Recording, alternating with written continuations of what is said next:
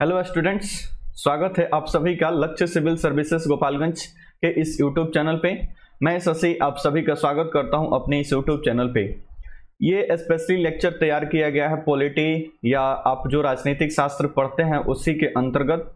ये एक काफ़ी इंपॉर्टेंट टॉपिक है जो सामान्यतः स्किप हो जाता है, लेकिन इसको आपको थोड़ा अच्छा से देखने का प्रयास करेंगे। और हालांकि इसको ऑफलाइन क्लासेस में कराया जाएगा और स्पेशली ये पॉलिटी का जो बैच चल रहा है अभी 9:15 से लेकर 10:15 तक, उस बैच के लिए लेक्चर तैयार किया गया है।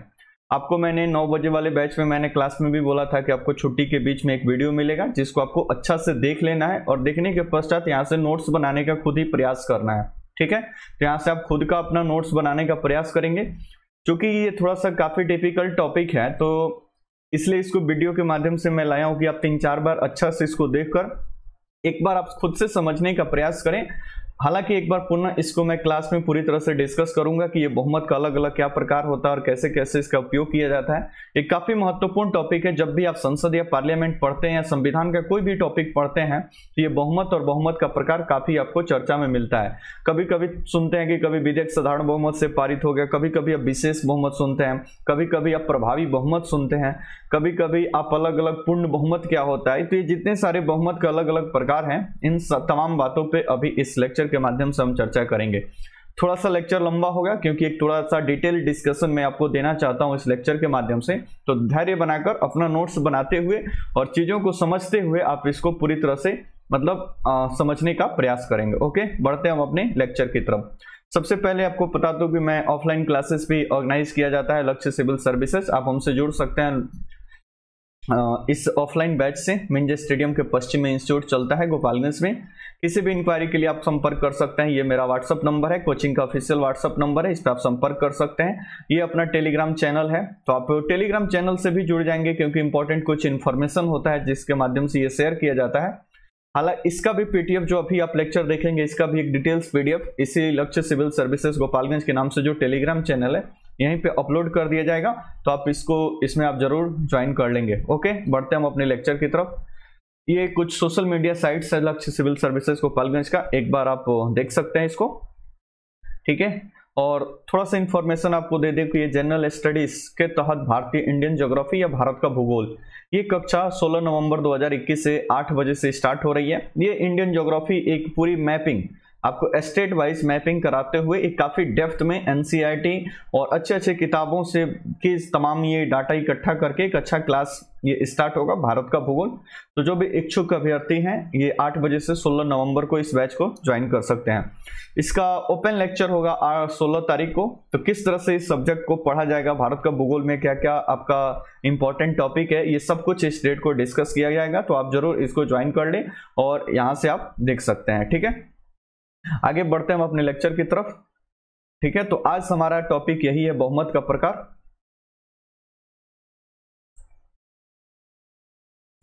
ठीक है, तो ये बहुमत का प्रकार हम मेनली चर्चा करेंगे। ये बहुमत का प्रकार, तो ये बहुमत आपको यहाँ पे दिख रहा है 4 प्रकार का टोटल होता है। एक होता है साधारण बहुमत, फिर होता है प्रभावी बहुमत, फिर होता है पूर्ण बहुमत और एक होता है विशेष बहुमत।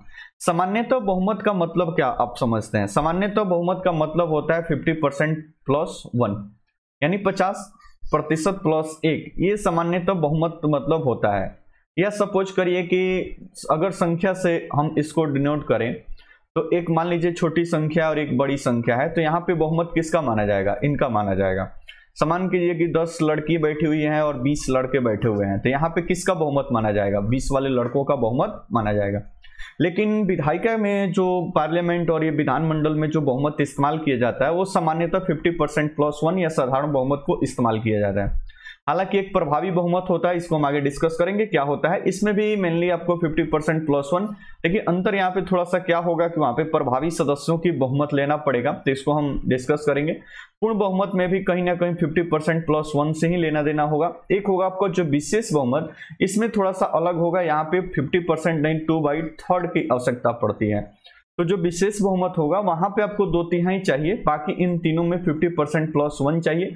बस यहाँ पे अंतर इस बात का होगा कि इसमें कौन लोग मतदान करेंगे और कैसे क्या क्या प्रक्रिया यहाँ पे होगी। ओके, तो इस तमाम चीजों को डिस्कस करेंगे। आइए थोड़ा सा हम आपको इस टॉपिक पे पहुंचने से पहले थोड़ा सा आपको बेसिक की यहाँ पे बेसिक अंडरस्टैंडिंग के बारे में थोड़ा सा मैं बताऊंगा। ठीक है, तो मान लीजिए कि सबसे पहले आपको पता है कि इस बहुमत पे हम चर्चा करेंगे तो संसद है, अगर केंद्र लेवल पे विधायिका तो संसद, और इसको आप चाहें तो विधानमंडल पे भी अप्लाई कर सकते हैं, तो इसको आप विधानमंडल पे भी क्या कर सकते हैं, अप्लाई कर सकते हैं। आपको पता है कि संसद में दो सदन होते हैं जी, एक होता है लोकसभा और एक होता है राज्यसभा। ये संसद के दो हाउसेस हैं। इनके अलावा एक राष्ट्रपति भी होता है जो संसद का एक अभिन्न अंग होता है, प्रेसिडेंट। अभिन्न अंग कहने के इन द सेंस कि जब दोनों सदनों से कोई विधेयक पारित हो जाता है तो बिना राष्ट्रपति के हस्ताक्षर के कोई भी विधेयक कानून नहीं बन पाता है, इसलिए राष्ट्रपति को एक पार्लियामेंट का एक अभिन्न अंग माना जाता है। इसके पहले दो शब्द मैं आपको और बता दूं, एक होता है बिल और एक होता है एक्ट। बिल मतलब सामान्य सा मतलब होता है इसका विधेयक, इसका मतलब होता है विधेयक, और एक्ट का मतलब होता है कानून। कानून इसको बोले या इसी को हम सामान्यतः अधिनियम भी बोल देते हैं, तो ये होता है कानून या अधिनियम। अब ये बिल और एक्ट में क्लास में मैं बहुत बार इसका चर्चा कर चुका हूं, बिल और एक्ट में क्या फर्क है, थोड़ा सा मैं यहाँ पे आपको बताना चाहूं। तो एक्ट जो कानून बनकर लागू होता है, जिसको कार्यपालिका लागू करते हैं, उसका सबसे पहले एक ड्राफ्ट तैयार होता है जिसको हम बिल कहते हैं। जैसे सपोज करिए कि जीएसटी कानून बनने से पहले एक जीएसटी बिल बनेगा, जीएसटी विधेयक बनेगा। अब ये जीएसटी विधेयक लोकसभा में आएगा, लोकसभा से पारित होगा, राज्यसभा में आएगा, राज्यसभा से पारित होगा। जब दोनों हाउसेस से ये पारित हो जाएगा तब ये भेजा जाएगा प्रेसिडेंट के पास, और जब ये राष्ट्रपति इस पे अपना हस्ताक्षर कर देंगे तो यही बिल क्या बन जाएगा, कानून बन जाएगा। यही बिल क्या बन जाएगा, कानून। तो जब दोनों सदनों से पारित हो जाए, पारित होने के पश्चात जब राष्ट्रपति का हस्ताक्षर लग जाए तो विधेयक ये क्या बन जाता है, कानून। अब इस लेक्चर में किस तरह से पारित होता है और कौन कौन से विधेयक पे कौन कौन सी बहुमत की आवश्यकता पड़ती है, यहाँ पे ये तमाम चीजें ही यहाँ पे मतलब डिस्कशन का उद्देश्य है। अच्छा, एक बात और, मान लीजिए कि सपोज करिए कि यहाँ पे लोकसभा और राज्यसभा की हम बात करेंगे। ओके, इसके साथ साथ मैं एक बात ये बता दूं कि विधेयक भी आपको पता होना चाहिए, आपको पॉलिटी थोड़ा सा आपको जानकारी होगा। तो विधेयक की चार प्रकार का होता है, एक होता है साधारण विधेयक, एक होता है धन विधेयक, एक होता है वित्त विधेयक और एक होता है संविधान संशोधन विधेयक। ये टोटल चार ही विधेयक पूरे संविधान के तहत आपको देखने को मिलेंगे, साधारण विधेयक, वित्त विधेयक, धन विधेयक और संविधान संशोधन विधेयक। संविधान संशोधन विधेयक आर्टिकल 368 के तहत पारित किया जाता है। धन विधेयक आर्टिकल 110 के तहत ये पारित किया जाता है। एक होता है वित्त विधेयक। इन तीनों विधेयक की अलग अलग डेफिनेशंस दी गई हैं, और ये जो नहीं होता है वो सभी विधेयक होता है साधारण विधेयक। तो ये चार प्रकार के विधेयक पूरे पार्लियामेंट के थ्रू ये पारित होता है। अब देखिए, पारित होने के भी यहाँ पे दो रास्ते हैं। एक आप सुनते होंगे कि ध्वनि मत से पारित होना। ध्वनि मत से कि मान लीजिए कोई विधेयक रखा गया और विधेयक पे स्पीकर, जो लोकसभा की अगर बात करें तो लोकसभा स्पीकर वहां पे बोलता है कि भाई यस और नो, हाथ उठाइए, तो जोर से आवाज आता है यस, तुम बोल जाता है ध्वनि तेज सुनाई दी तो ये पारित हो गया। हालांकि विपक्ष को इस पे अधिकार है कि वहां पे ऑब्जेक्शन कर सकती है वोटिंग कराने के लिए। सभी सांसदों के पास अपना वोटिंग करने का उनके चेयर के पास रहता है, वहां पे यस नो की वोटिंग करते हैं और पीछे सब वो फ्लैश हो जाता है कि किस पार्टी का कितना वोटिंग पड़ा हुआ है। ओके, अब कृषि बिल, अभी जो इतना चर्चा में कृषि बिल में थोड़ा सा यहाँ पे यही है, कृषि बिल लोकसभा से तो पारित हो गया क्योंकि पार्टी का बहुमत है, लेकिन राज्यसभा में ये ध्वनि मत से पारित कराया गया है। तो विपक्ष थोड़ा इस बात पे भी ऑब्जेक्शन लगा रहा है कि ध्वनि मत से पारित हो गया, यानी सभापति ने इसको बिना वोटिंग कराए इसको क्या कर दिया, पारित कर दिया। तो एक बात आप इसको ध्यान में रखेंगे। ओके, तो आई होप इतनी सारी बातें समझ में आ गई होगी कि बिल क्या होता है, एक्ट क्या होता है, विधेयक का प्रकार कितने होते हैं। अब हम समझते हैं कि कौन सा विधेयक किस बहुमत से पारित होता है। अच्छा, एक बात मैं और आपको बता दूं कि ये संसद, अब ये जो आपको संसद दिख रहा है, मान लीजिए कि ये संसद आपको जो दिख रहा है, अब इसमें जो दो हाउसेस हैं, लोकसभा और राज्यसभा। अब ये लोकसभा राज्यसभा में कौन कौन से लोग बैठते हैं और कौन कौन से क्या कंडीशन है, इसको एक बार थोड़ा सा आप समझ लीजिए। तो लोकसभा में वर्तमान सदस्यों की संख्या है 543 और राज्यसभा में वर्तमान सदस्यों की संख्या भी है 245। तो ये 245 राज्यसभा में और 543 लोकसभा में। अब देखिए, जो 543 लोकसभा के हैं इनको तो अधिकार है कि ये लोकसभा की कार्रवाई में भाग लेंगे और जो वोटिंग होगा तो इनको वोटिंग का भी अधिकार होगा। राज्यसभा के 245 लोग भी राज्यसभा की कार्रवाई में भाग लेंगे और जब वोटिंग होगा तो राज्यसभा में वोटिंग करेंगे। दो बात और, मान लीजिए कि कोई मंत्री है, अब कोई मंत्री है, मान लीजिए कि ये राज्यसभा के मेंबर है, तो इनको भी राज्यसभा के, तो इनको भी ये अधिकार है कि ये लोकसभा की कार्रवाई में जा सकते हैं, वहां पे बैठ सकते हैं, उपस्थित हो सकते हैं, कुछ बोल सकते हैं, लेकिन इनको मत डालने का अधिकार नहीं होगा। ये मत केवल अपने ही हाउस में डाल सकते हैं। वैसे ही मान लीजिए कि लोकसभा में कोई व्यक्ति और वो मंत्री के पद पे आसीन है, तो वो राज्यसभा में जा सकता है, बैठ सकता है, बोल सकता है, अपनी विचार रख सकता है, लेकिन वो वोटिंग नहीं कर सकता है। उसको वोटिंग का अधिकार सिर्फ और सिर्फ कहां पे होगा? लोकसभा में। एग्जांपल, जैसे प्रधानमंत्री अभी नरेंद्र मोदी, अभी ये लोकसभा के मेंबर हैं, लेकिन कभी कभी ये राज्यसभा की कार्रवाई में भाग ले लेते हैं, वहां पे उपस्थित होकर अपना विचार रख सकते हैं, लेकिन उनको वोटिंग का अधिकार नहीं होगा। जब भी वोटिंग वो करेंगे, कहां पे करेंगे? लोकसभा में।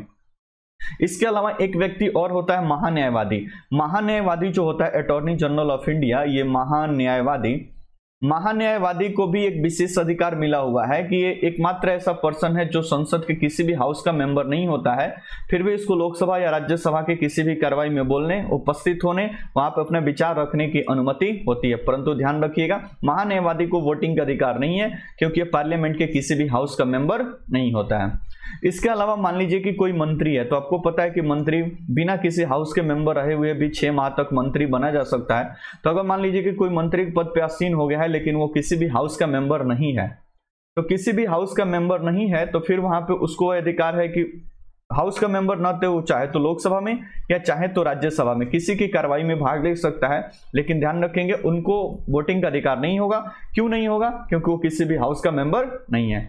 तो ये कुछ महत्वपूर्ण बातें थी जो टॉपिक पे पहुंचने से पहले आपको समझना जरूरी था। आई होप इतनी सारी बातें समझ में आ गई होगी।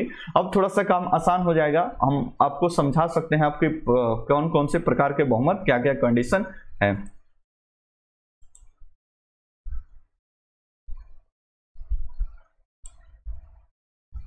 ठीक है, तो आइए सबसे पहले हम बात करते हैं इस पे, साधारण बहुमत पे हम बात करते हैं। साधारण बहुमत क्या होता है? तो साधारण बहुमत का हम सामान्य सा डेफिनेशन आपको देना चाहें, साधारण बहुमत का सामान्य सा डेफिनेशन, यहाँ पर 2 बातें आपको दिमाग में रखना है। एक तो उपस्थित और एक होता है मतदान करने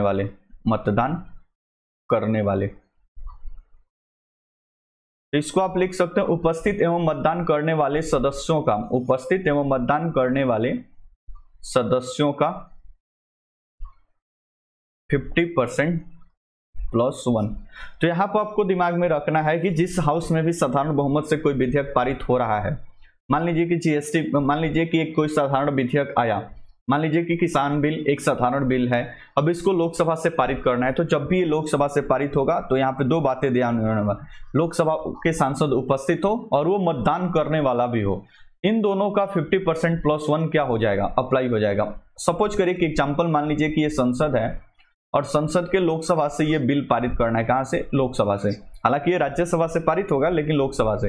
अब लोकसभा में आपको पता है कि प्रेजेंट में ये 543 मेंबर है, लेकिन 543 हमेशा उपस्थित नहीं होते हैं, लेकिन उपस्थित और मतदान करने वाले सदस्यों के, मान लीजिए कि किसी दिन ये कृषि बिल पारित हुआ और उस दिन 300 सांसद ही उपस्थित हुए, जो उपस्थित भी हैं और मतदान करने वाले भी हैं, तो इनका हम लगा देंगे 300 का 50% +1। तो 50% +1 लगाएंगे तो 151। अगर 151 वोटिंग इसके पक्ष में पड़ जाती है तो ये बिल लोकसभा से क्या हो जाएगा? पारित मान लिया जाएगा। ओके, तो साधारण बहुमत में आपको विशेष रूप से ध्यान रखना, उपस्थित हो और मतदान करने वाले सदस्यों का 50% +1।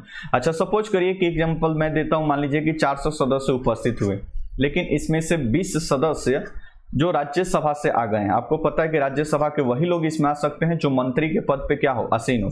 तो 20 लोग ऐसे हैं जो राज्यसभा से आ गए हैं, तब अब यहाँ पे उपस्थित तो हो जाएंगे ये, लेकिन उनको मतदान का अधिकार प्राप्त नहीं है, तो इसलिए ये वोटिंग नहीं करेंगे। तो बच गए कितना? 20 माइनस हो गया तो 380। अब ये 380 है, ये राज्य लोकसभा के मेंबर भी हैं, तो जाहिर सी बात के इनको मतदान करने की अनुमति भी होगी।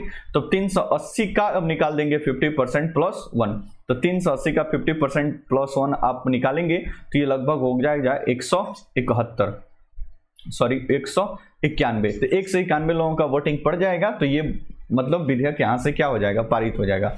अब इस साधारण बहुमत के माध्यम से कौन कौन सा बिल पारित किया जाता है? तो एक तो धन विधेयक साधारण बहुमत से पारित होता है, एक वित्त विधेयक ये भी साधारण बहुमत से, एक साधारण विधेयक भी होता है वो भी साधारण बहुमत से भी पारित होता है। तो ये कुछ विशेष प्रकार के विधेयक हैं इसके अलावा अनुच्छेद आर्टिकल 1, आर्टिकल 2, आर्टिकल 3 इससे संबंधित भी कोई परिवर्तन होगा तो उसमें भी साधारण विधेयक। नागरिकता से संबंधित भाग 2 में कोई परिवर्तन होगा तो इसमें भी लगेगा आपका साधारण बहुमत। ये कुछ विशेष प्रकार के ये मतलब चेंजेस हैं जो करने के लिए साधारण बहुमत की क्या होगी, आवश्यकता होगी।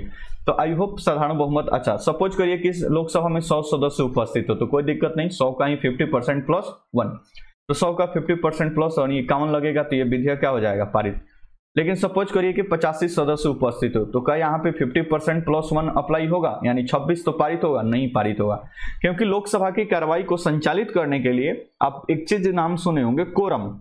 लोकसभा की कार्रवाई तभी प्रारंभ होगी जब लोकसभा के टोटल 10% सदस्य क्या हो, उपस्थित हो। अगर इतना पूरा नहीं होता है, इसको बोलते हैं हम कोरम। कोरम पूरा नहीं होता है तो उस दिन लोकसभा की कार्रवाई प्रारंभ नहीं होती है। तो आपको पता है कि लोकसभा में 543 और इसका 1/10 लगभग कितना हो जाएगा, 55। तो जब तक 55 सदस्य उपस्थित नहीं होंगे तब तक लोकसभा की चूंकि कार्रवाई ही प्रारंभ नहीं होगी, इसलिए ये मतलब ये यहां से इस कंडीशन में तो ये विधेयक पारित नहीं होगा। तो आई होप साधारण बहुमत आपको समझ में आ गया होगा। 2 बातें आपको विशेष स्तर पे इस पे दिमाग में रखना है, उपस्थित एवं मतदान करने वाले सदस्यों का 50% प्लस 1, अगर ये फुलफिल हो जाता है तो फिर ये यहाँ से विधेयक क्या हो जाएगा, पारित हो जाएगा। आइए हम बढ़ते हैं नेक्स्ट स्लाइड पे। नेक्स्ट है प्रभावी बहुमत। प्रभावी बहुमत, वहां पे देखिए उपस्थित और मतदान करने वाले सदस्यों का 50% प्लस। यहां पे हम विशेष तौर पे प्रभावी बहुमत में देखेंगे प्रभावी सदस्यों का बहुमत, प्रभावी सदस्यों का बहुमत।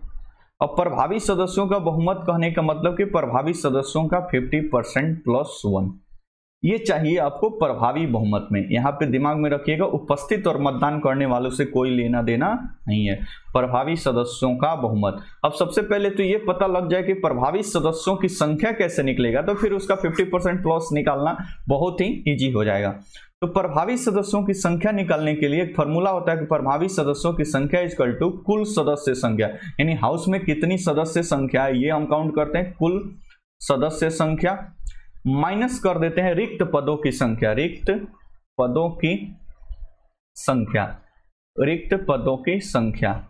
अब रिक्त पदों की संख्या कैसे हो सकती है, मान लीजिए किसी सांसद की मृत्यु हो जाए, कोई त्यागपत्र दे दे, या इसके साथ साथ किसी इलेक्शन कमीशन किसी अन्य कारण से उनको हटा दे, तो इन कारण से कोई पद रिक्त हो जाए तो उसको जब हम माइनस कर देते हैं ना, तब हमारा निकलता है प्रभावी सदस्यों की संख्या। सपोज करिए कि लोकसभा में अभी लोकसभा में टोटल सदस्यों की संख्या है 543, कितना, 543। अब 543 में से मान लीजिए कि 20 सदस्य जो हैं, 20 सदस्य जो रिक्त हो गए, 20 सदस्य में से मान लीजिए कि 5 लोगों की मृत्यु हो गई, डेथ कर गए, 10 लोग त्यागपत्र दे दिए और बाकी 5 लोग को हटा दिया गया, तो 20 लोगों की मृत्यु हो गई, तो टोटल कितने बच गए, 523। अब ये 523 जो बच जाएंगे यही कहलाएंगे प्रभावी सदस्य। तो ये हो गए प्रभावी सदस्य। अब इनका बहुमत निकालना है, प्रभावी सदस्यों का क्या निकालना है, बहुमत। तो बहुमत का आपको पता है कि ये होता है 50% प्लस 1। तो प्रभावी सदस्यों के बहुमत 50% प्लस 1, तब आपको इसको निकाल दीजिए, 523 का 50% प्लस 1। तो 523 का 50% प्लस 1 आप करेंगे तो ये आ जाएगा 263 के आसपास, 262। इसको 50% प्लस 1 करेंगे तो 263। तो इस तरह से सबसे पहले इसमें हम निकालेंगे प्रभावी सदस्यों की संख्या, उसके पश्चात से उसका 50% प्लस 1 करेंगे। जैसे सपोज करिए कि आप सोच रहे हो कि मैं केवल लोकसभा के एग्जाम्पल, मान लीजिए कि राज्यसभा का मैं एग्जाम्पल देता हूँ। राज्यसभा में टोटल सदस्यों की संख्या है 245। अब 245 में से मान लीजिए कि 10 सदस्य क्या है, मान लीजिए कि 45 पद रिक्त है, 45 पद रिक्त है, तो मान लीजिए कि 10 सदस्यों की मृत्यु हो गई है, 20 सदस्य पद खाली कर दिए हैं, मतलब त्यागपत्र दे दिए हैं, 20 10 30 15 सदस्यों को हटा दिया गया है किसी कारणवश, तो यानी 45 पद क्या है, रिक्त है। तो वर्तमान में सदस्यों की संख्या कितनी हो जाएगी, 200, केवल 200, क्योंकि 45 क्या हो गया, रिक्त। तो ये 200 जो बच गया इसी को हम बोलते हैं प्रभावी सदस्यों की संख्या। 20 का आप कर दीजिए 50% प्लस 1, ये हो जाएगा 101। यही 101 आपका क्या कहलाएगा, प्रभावी बहुमत। ध्यान रखेंगे इसमें उपस्थित और मतदान करने वाले से कोई लेना देना नहीं है। सबसे पहले प्रभावी सदस्यों की संख्या निकालेंगे, फिर उसका हम क्या कर देंगे, बहुमत निकाल देंगे। तो हम निकल जाएंगे प्रभावी सदस्यों की बहुमत। एक एग्जांपल मैं और देता हूं। सपोज करिए कि लोकसभा में टोटल 543 सीट है। अब इसमें से 43 सीट रिक्त है, और ये रिक्त कैसे होगा, मान लीजिए कि 10 लोगों की मृत्यु हो गई, बाकी 20 लोगों ने अपना त्याग पत्र दे दिया, बाकी इसमें से 13 जो लोग हैं जिनको किसी कारणवश लोकसभा के इलेक्शन कमीशन के सपोज करिए कि हटा दिया गया है, तो ये 43 पद क्या हो गए, रिक्त। तो प्रभावी सदस्यों की संख्या निकालने के लिए कुल सदस्य संख्या माइनस रिक्त पदों की संख्या, ये रिक्त पदों की संख्या हम निकाल देंगे तो कितना आ जाएगा भाई, ये हो जाएगा 500। और 500 का हमको 50% प्लस 1 चाहिए, तो ये हो जाएगा आपका 251। कितने उपस्थित हैं, कितने मतदान करने वाले हैं, इससे कोई लेना देना नहीं है। लोकसभा में जब ये विधेयक रखा जाएगा, जब ये प्रस्ताव रखा जाएगा, तो उस समय के 251 लोगों से इसको क्या होना चाहिए, पारित होना चाहिए।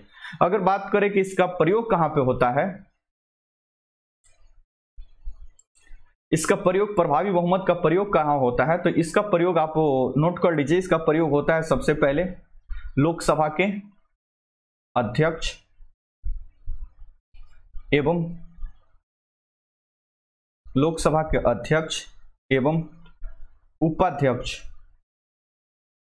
उपाध्यक्ष को हटाने के लिए, इसके साथ साथ राज्यसभा के सभापति एवं उपसभापति को हटाने के लिए, इसके साथ साथ विधानसभा लेजिस्लेटिव असेंबली के अध्यक्ष एवं उपाध्यक्ष को हटाने के लिए, इसके लेजिस्लेटिव काउंसिल विधान परिषद के सभापति एवं उपसभापति को हटाने के लिए।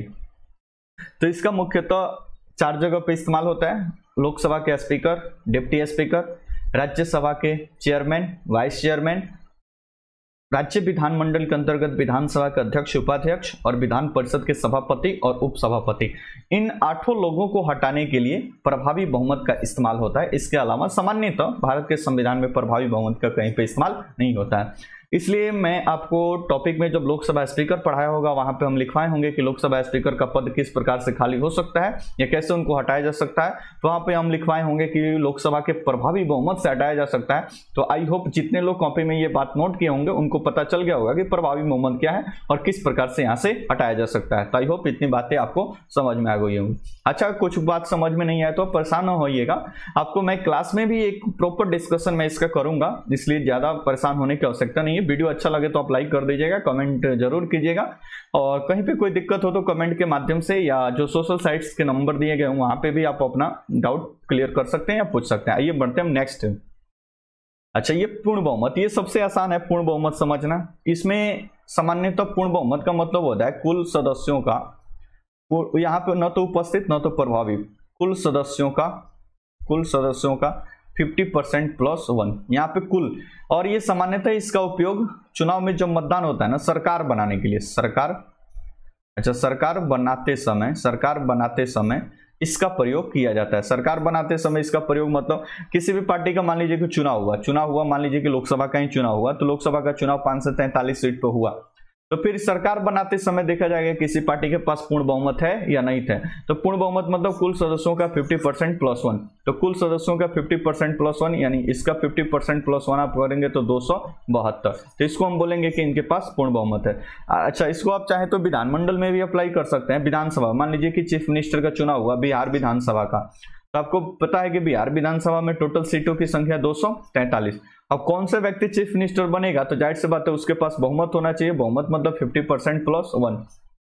अगर उसको 122 या इससे अधिक सीट मिल जाएगा तो उसको हम बोलेंगे कि ये पूर्ण बहुमत में है, मतलब उसके पास फुल मेजोरिटी है। फुल मेजोरिटी मतलब कुल सदस्य संख्या का, यानी जितने हाउस की सदस्य संख्या उसका 50% प्लस उसको 1 क्या होना चाहिए, प्राप्त होना चाहिए। तो ऐसा हम बोलते हैं कि उसके पास पूर्ण बहुमत है। अगर ऐसा नहीं होता है तो फिर वो पूर्ण बहुमत नहीं होता है और कहीं से गठबंधन के माध्यम से वो सरकार चलाता है। जैसे अभी बात करें तो अभी जो नरेंद्र मोदी हैं, बीजेपी, हालांकि आपको पता है कि एनडीए गठबंधन में सत्ता में है, लेकिन बीजेपी के पास अपना जो बीजेपी है, बीजेपी के पास अपना पूर्ण बहुमत है। 303 सीट उनको लोकसभा में प्राप्त है, लगभग इतना ही है।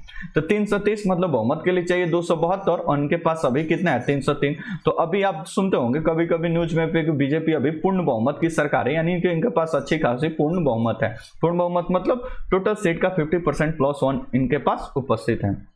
ओके, तो आई होप ये भी बातें आपको समझ में आ गई होगी। तो अभी तक 3 बातें हम समझ चुके, साधारण बहुमत, उपस्थित और मतदान करने वाले सदस्यों का 50% प्लस 1, प्रभावी बहुमत, प्रभावी सदस्यों का 50% प्लस 1, प्रभावी सदस्य संख्या हम कैसे निकालते हैं भाई, कुल सदस्यों की संख्या माइनस रिक्त पदों की संख्या। रिक्त पद कैसे होंगे भाई, किसी की मृत्यु हो जाए, किसी कोई त्याग पत्र दे दे, या किसी को इलेक्शन कमीशन या किसी अन्य कारण से हटा दिया जाए तो पद रिक्त हो जाएगा भाई, तो उसको माइनस कर देंगे तो प्रभावी सदस्य संख्या निकल जाएगा, फिर उसका 50% प्लस 1 कर देंगे तो हम प्रभावी बहुमत तक पहुंच जाएंगे।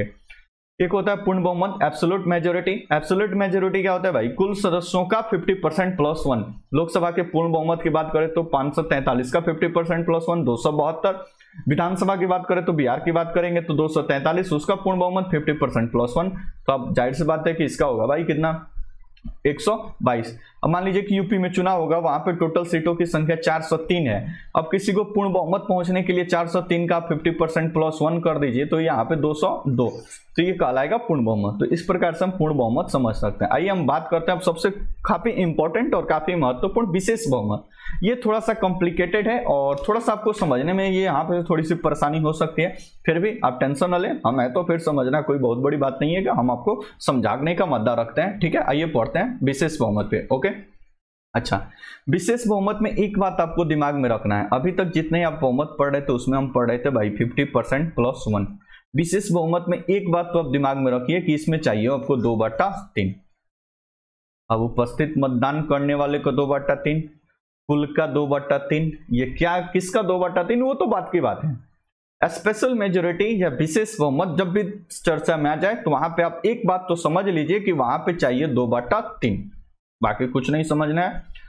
अब इसका टाइप 1, टाइप 2, टाइप 3 है, कहां पे उपस्थित मतदान का ये चाहिए, कहां पे टोटल का चाहिए, ये बातें हम समझेंगे। लेकिन इतना बात आप पहले समझिए कि भाई विशेष बहुमत का मतलब सामान्य से होता है कि वहां पे चाहिए 2/3।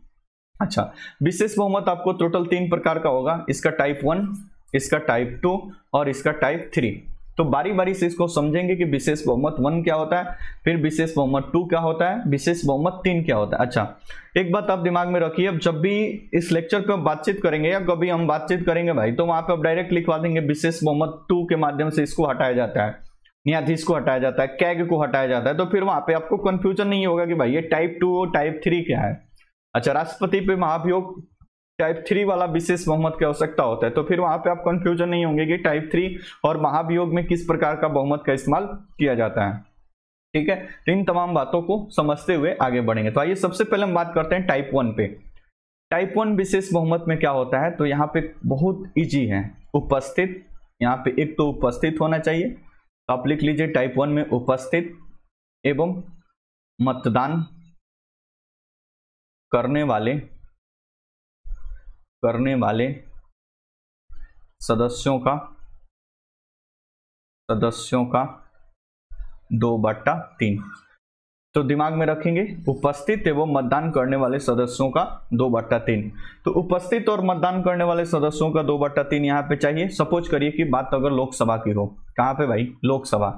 तो लोकसभा की जब भी बात करेंगे, मान लीजिए कि बात अगर लोकसभा की हो रही है, लोकसभा, तो लोकसभा की बात करेंगे तो मान लीजिए कि 300 सदस्य उपस्थित हुए और 300 लोग मतदान करने वाले भी हैं, तो इसका लगा देंगे हम 2/3। तो ये डाटा हो जाएगा भाई कितना, 200 लोगों से ये क्या होना चाहिए, पारित। तो उपस्थित, और मान लीजिए कि 180 सदस्य उपस्थित हुए तो इनका हम 2/3 लगाएंगे 120। 450 उपस्थित हुए तो इसका हम 2/3 लगाएंगे भाई कितना, 150 दूना 300। ठीक है, तो ध्यान में रखना है कि विशेष बहुमत जो टाइप 1 होता है उसमें उपस्थित, अच्छा मान लीजिए कि 90 सदस्य उपस्थित हुए लोकसभा में, तो इसी का भाई 2/3 लगाएंगे। तो 30 90 और 30 दूना 60, तो 2/3 इसका क्या हो जाएगा भाई 60। तो इस बात को आप दिमाग में रखेंगे, उपस्थित और मतदान करने वाले सदस्यों का 2/3, ये आवश्यकता होती है आपको विशेष बहुमत टाइप 1, उपस्थित और मतदान करने वाले सदस्यों का 2/3 3। ओके, तो ये हुआ टाइप 1। टाइप 2 की बात करिए, ये थोड़ा सा बहुत कॉम्प्लिकेटेड है भाई, इसको समझने के लिए थोड़ा सा आपको दिमाग और धैर्य बना के रखना होगा। और ये थोड़ा सा अभी तक जितना बहुमत पढ़े हैं ना, या आगे एक पढ़ेंगे आप विशेष बहुमत 3, इन पांचों 6 में सबसे टफ है टाइप 2। इसको समझ गए आप तो समझ जाइए कि युद्ध जीत लिए। टाइप 2, आइए हम बात करते हैं टाइप 2। इसमें 2 कंडीशन एक ही साथ चाहिए होता है। कितना भाई? 2 कंडीशन एक साथ चाहिए होता है। पहला, कुल सदस्यों का बहुमत, कुल सदस्यों का बहुमत। एक तो चाहिए कुल सदस्यों का बहुमत। कुल सदस्य मतलब अगर लोकसभा की बात करें तो 543 का 50% + 1, ये कंडीशन पूरा होना चाहिए, यानी 272। तो एक कंडीशन ये चाहिए। और इस बहुमत के लिए दूसरा कंडीशन ये चाहिए कि उपस्थित यानी प्रेजेंट और वोटिंग करने वाले सदस्यों का 2/3, ये दोनों कंडीशन एक साथ फुलफिल होगा तभी हम पहुंचेंगे विशेष बहुमत टाइप 2 पे। अच्छा, इस बात को दिमाग में रखिएगा। इसी का उपयोग करके CAG कैग को हटाया जाता है, चीफ इलेक्शन कमीशन मुख्य निर्वाचन आयुक्त को हटाया जाता है, सुप्रीम कोर्ट हाई कोर्ट के जितने सारे न्यायाधीश होते हैं विशेष बहुमत 2 यानी स्पेशल मेजोरिटी टाइप 2 का ही इस्तेमाल किया जाता है। इसलिए भी इसको आप थोड़ा सा ध्यान से और समझने का प्रयास करिएगा। ओके, तो 2 बातें चाहिए, कुल सदस्यों का बहुमत यानी 272 और उपस्थित यानी प्रेजेंट और वोटिंग करने वाले सदस्यों का भी क्या होना चाहिए भाई? 2/3 होना चाहिए। ठीक है, तो ये दोनों साथ एक साथ पूरा होना चाहिए। अब इसके साथ हम 3 केस लेंगे। 3 केस में कैसे इसको हम डील करेंगे, मतलब ये पूरा, मतलब इसको तो आप दिमाग में रखिएगा, कुल सदस्यों का बहुमत और प्रेजेंट और वोटिंग करने वाले सदस्यों का 2/3। अब ये 3 केस लेंगे और उसके माध्यम से हम आपको समझाने का प्रयास करेंगे कि ये कैसे यहाँ पे अप्लाई होगा। चलिए ठीक है, केस 1 सबसे पहले हम बात करते हैं किसका भाई? केस 1 का। तो हम बात करते हैं केस 1। केस 1 में मान लीजिए कि ये लोकसभा से ही पारित होता है। किससे? लोकसभा से। तो लोकसभा से मान लीजिए कि पारित होता है, तो लोकसभा में मान लीजिए कि टोटल सदस्य उपस्थित हुए 200। ठीक है, सॉरी, लोकसभा में उपस्थित हुए कितना? 200। अब 200 उपस्थित हुए, तो 200 उपस्थित होने के पश्चात आगे क्या कंडीशन बनेगा? अब 200 उपस्थित हुए तो मान लीजिए कि 200 नहीं, ये थोड़ा सा कटाने में थोड़ा सा दिक्कत होगा, तो 200 नहीं, इसको मान लीजिए कि 210। अब दोनों कंडीशन चाहिए, जो उपस्थित और मतदान करने वाले सदस्यों का 2/3 और इसके साथ साथ चाहिए कि भाई वो टोटल का बहुमत यानी 272 का भी आंकड़ा पूरा करता हो। तो आइए सबसे पहले देखते हैं कि ये 210 के साथ क्या कंडीशन अप्लाई होगा। मान लीजिए कि मतदान हुआ और मतदान हो, एक सेकेंड, मान लीजिए कि मतदान हुआ और मतदान होने के पश्चात इसका हम 2/3 निकाले, तो 2/3 इसका अगर निकालते हैं तो कितना हो जाएगा भाई? 2/3 जगह हो जाएगा 70 दूना 140। अच्छा, मतदान हुआ और लोकसभा में जो वोटिंग करने के लिए रखा गया तो इसका 2/3 140 इसका वोटिंग हो गया। अब 140 इसका वोटिंग तो हो गया है, एक कंडीशन को ये फुलफिल करता है कि 2/3 आ गया, लेकिन दूसरा कंडीशन है कि कुल सदस्यों का बहुमत यानी 272 होना चाहिए, उसको ये फुलफिल नहीं करेगा, इसलिए बिल पारित नहीं होगा। अच्छा, सपोज करिए कि मान लीजिए कि 300 सदस्य उपस्थित हुए। अब इसका हम लगा लिए 2/3। अब 2/3 लगाएंगे तो ये कटेगा भाई 100 और ये 2 मल्टीपल कर देंगे 200। इतना तो भाई मुद्दा बनता है कि ये 2/3 से अधिक है, लेकिन दूसरा कंडीशन साथ साथ अप्लाई होना चाहिए, कुल सदस्यों का बहुमत। तो कुल सदस्यों का बहुमत जो साथ साथ अप्लाई होना चाहिए, तो उसमें कुल सदस्यों के बहुमत के लिए कितना चाहिए? 272। ये 272 को फुलफिल नहीं करता है, इसलिए यहां से बिल पारित नहीं होगा। आई होप ये बात आपको समझ में आ गया होगा। तो ये है टाइप, मतलब ये केस 1, मतलब 2/3 तो हो रहा है, लेकिन वो 50% + 1 या टोटल सदस्यों के बहुमत से अधिक नहीं हो रहा है, इसलिए इस कंडीशन में ये विधेयक पारित यहां से नहीं होगा।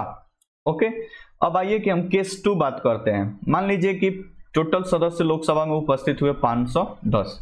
अब इसमें से 200 मान लीजिए कि 80 लोगों ने यस में मतदान कर दिया है। 280 लोगों ने यस में मतदान कर दिया है। अब थोड़ा 1 मिनट आप खुद दिमाग लगाने का प्रयास करें, अब ये विधेयक पारित होगा या नहीं पारित होगा, थोड़ा सा आप सोच के फिर हमको बताएं। ठीक है, देखिए सपोज करिए कि 510 एक तो कंडीशन को फुलफिल करता है भाई, ये 272 से क्या है? ज्यादा है, इस कंडीशन को फुलफिल करता है। लेकिन ये भी तो देखेंगे कि 510 ये जो 280 वोटिंग हुआ है, आपको पता है कि दोनों कंडीशन 2/3 भी होना चाहिए और 272 भी, तो 272 को ये फुलफिल करता है। आइए देखते हैं भाई 2/3 को फुलफिल करता है कि नहीं। तो 510 का हम 2/3 अगर निकालते हैं तो ये कट जाएगा 17×51 170। इसको कटाएंगे हम तो 17 दूना 34 340। ओ तेरी, इसका 2/3 होगा कितना 340। यहाँ पे पड़ा कितना है 280। आप बताइए पारित होगा? नहीं पारित होगा। क्यों?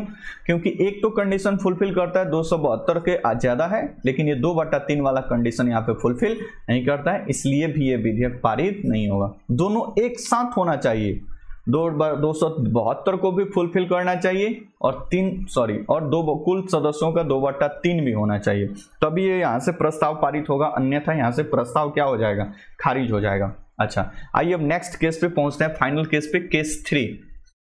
मान लीजिए कि टोटल हाउस में 510 सदस्य उपस्थित हैं, इसमें से 350 सदस्यों ने इसके पक्ष में यानी यस में वोटिंग कर दिया। मान लीजिए सुप्रीम कोर्ट के न्यायाधीश को हटाने के लिए कोई प्रस्ताव आया है और 510 सदस्यों में से 350 सदस्यों ने इसके पक्ष में वोटिंग कर दिया। आइए देखते हैं ये दोनों कंडीशन को फुलफिल करता है कि नहीं। एक तो बहुमत, तो 272 से ये ज्यादा है तो ये फुलफिल करता है। अब आइए देखते हैं कि 2/3 को ये फुलफिल करता है कि नहीं।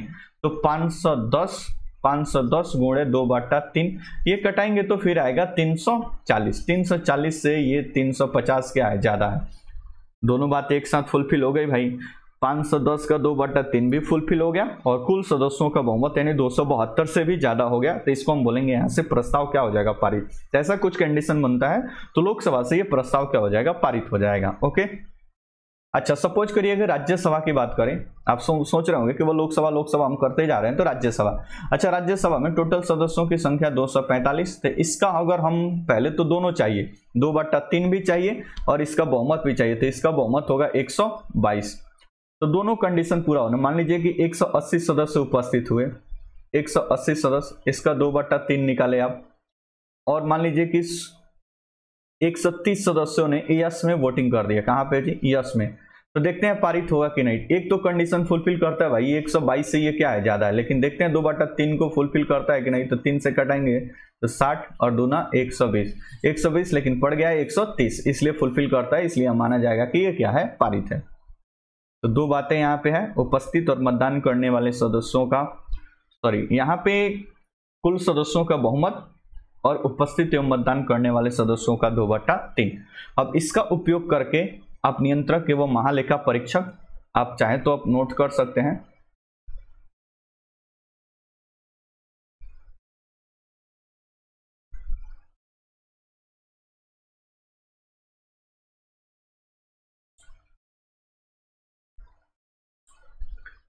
तो विशेष बहुमत 2 का इस्तेमाल होता है। एक का आप लिखते चलिए। हाँ, विशेष बहुमत 2 का इस्तेमाल होता है कैग को हटाने में, controller of editor general of India, तो कैग को हटाने में, इसके साथ साथ चीफ इलेक्शन कमीशन को हटाने में, यानी मुख्य निर्वाचन आयुक्त, सुप्रीम कोर्ट के सभी न्यायाधीश, हाई कोर्ट के सभी न्यायाधीश इसी के तहत हटाए जाते हैं। ये सब अच्छा, संविधान संशोधन आर्टिकल 368 के अंतर्गत, 368 के अंतर्गत जो संविधान संशोधन होता है अभी इसी माध्यम से होता है। ये सभी टाइप 2 इलेक्शन मतलब मेजोरिटी के माध्यम से होता है विशेष बहुमत। इसमें आपको चाहिए टोटल का 50% + 1 ये होना चाहिए, और उपस्थित और सदस्यों का 2/3 क्या होता है, सब कुछ मैंने बता दिया। आइए लास्ट पे पहुंचते हैं, विशेष बहुमत 3। ये सबसे इजी है। इसमें होता है कुल सदस्यों का 2/3। अब कितना उपस्थित है, कितना मतदान करने वाले हैं, इससे कोई लेना देना नहीं है। कुल सदस्यों का 2/3, और इसका उपयोग सिर्फ और सिर्फ राष्ट्रपति पर महाभियोग, राष्ट्रपति पर जब महाभियोग लगाया जाता है, आर्टिकल 61 के तहत जब महाभियोग लगाया जाता है तब इस बहुमत का इस्तेमाल होता है। तो एक बात तो आप समझ गए कि बहुत सारे किताब में दिया हुआ है कि सुप्रीम कोर्ट के न्यायाधीश ये सब भी महाभियोग से हटाए जाते हैं, लेकिन संविधान में ऐसी कहीं पे भी चर्चा नहीं है। ये सब छोटे मोटे किताबों में ऐसी बातें दी गई हैं कि विशेष मतलब ये राष्ट्रपति पर महाभियोग और सुप्रीम कोर्ट के न्यायाधीश पर महाभियोग, संविधान में ऐसा कोई भी व्यवस्था नहीं है। सुप्रीम कोर्ट के न्यायाधीश या चीफ इलेक्शन कमीशन या कैग को हटाने के लिए इतना व्यवस्था किया गया है कि पार्लियामेंट के सुझाव पे राष्ट्रपति उनको हटाएगा। और पार्लियामेंट का सुझाव कहने का इन द सेंस है कि विशेष बहुमत टाइप 2 का इस्तेमाल करते हुए जब संसद प्रस्ताव को पारित कर देगी फिर राष्ट्रपति उनको हटाएगा। ठीक है, तो वहां पे टाइप 2 की आवश्यकता होती है, जहां पे उपस्थित और मतदान करने वाले सदस्यों का 2/3 और कुल सदस्यों का बहुमत चाहिए। लेकिन यहाँ पे राष्ट्रपति के लिए अलग प्रक्रिया है, इसलिए राष्ट्रपति का और सुप्रीम कोर्ट के न्यायाधीशों का एक साथ चर्चा नहीं करेंगे। ओके, तो इसका कुल का सदस्यों का 2/3। अगर लोकसभा में यही प्रस्ताव आता है तो लोकसभा के टोटल सदस्यों का 2/3 यानी 543 का 2/3, ये लगभग 362 के लगभग होगा।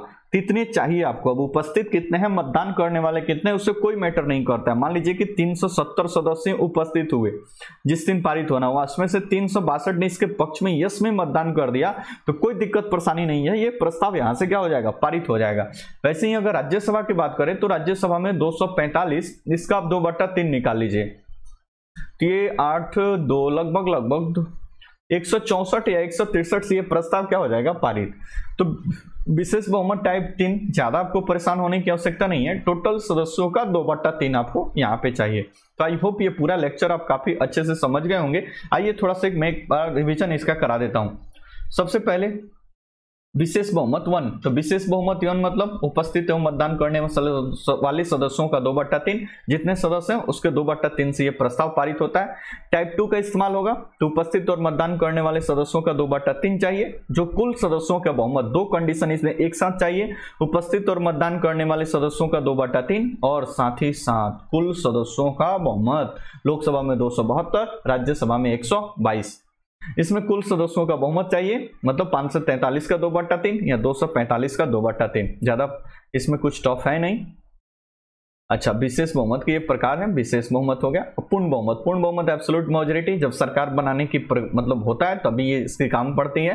टोटल सदस्यों का 50% +1 और ज्यादा कुछ विशेष नहीं है। तो ये कुल सदस्यों का यानी कुल सदस्यों का 50% +1, तो ये सरकार बनाते समय इसका इस्तेमाल किया जाता है। आगे बात करें प्रभावी बहुमत, तो प्रभावी सदस्यों का 50% +1, लोकसभा के अध्यक्ष, उपाध्यक्ष, राज्यसभा के सभापति, उपसभापति, विधानसभा के अध्यक्ष और उपाध्यक्ष, विधान परिषद के सभापति, उपसभापति को हटाने के लिए इसका उपयोग होता है। प्रभावी सदस्य संख्या कैसे निकालते हैं, सब कुछ डिस्कस किया जा चुका है।